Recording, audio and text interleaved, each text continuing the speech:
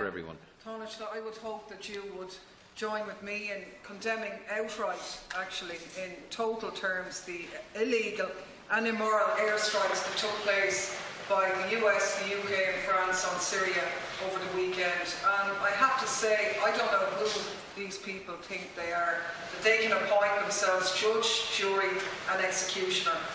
They demand that international law will be upheld by others, but seem to have no problem with ignoring it themselves. And I think particularly the auspices given that this was to enforce the prohibition of the use of chemical weapons is quite frankly a joke.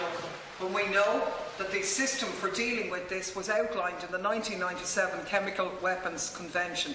International investigators en route to Syria, due to land there within hours when these so-called world powers decided to strike without any lawful basis. Now, can you imagine what would have happened in a similar situation when we all know that the US, the UK and Israel have used, for example, depleted uranium, they've used white phosphorus? What would have happened if the Russians or the Chinese decided to bomb Maryland or Portadown in the UK based on, without a proper independent investigation? It's absolutely ludicrous, and when we think that these are the exact same powers who lied about Iraq and about Libya, these are very dangerous times, and we as an independent country should be firmly standing up and arguing for diplomatic solutions, for an end to war, not its continuation. Now, it is a fact that we don't know whether chemical weapons were used at all. If they were, it's absolutely abhorrent. Unlike others, we actually condemn the use of all weaponry, not just chemical weaponry, but indeed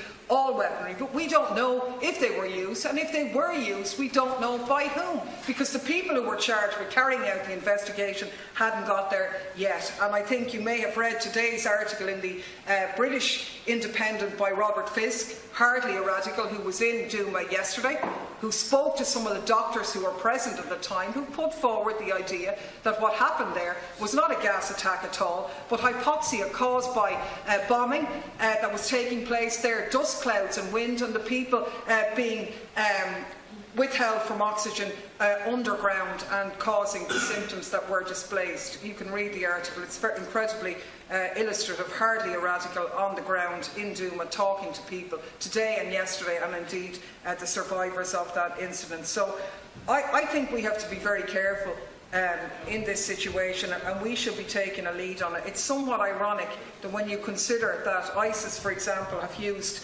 chemical weapons provided by Saudi Arabia on multiple occasions in Iraq and Syria, no action was taken. These powers couldn't care less that the Saudi dictator who supplied the weaponry in Yemen is slaughtering innocent women and children. No action taken there. Gaza, the innocent killing of civilians. So we can't choose our battle. We have to stand up for the upholding of international law on everybody, and we should be making a stand now on this.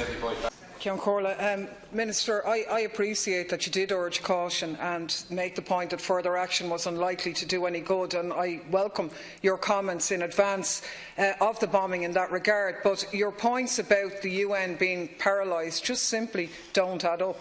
The rules are there for a reason. I mean, the reverse argument of that, if you like, would be in an instance where, as we say, we know that the US and UK have used depleted uranium, for example, in the Middle East. Should the UN propose action there and Britain said, no, we're going to have a veto, and Russia went in and bombed Portadown in the UK, do you think that would have got away without you batting an eyelid or saying, oh, well, we can't support this because the UN is being paralysed? It's utter nonsense.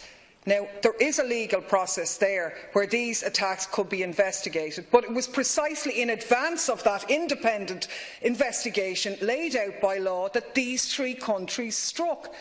They're the ones, if you like, who are belligerent in this, and we should be doing a lot more to argue a neutral line.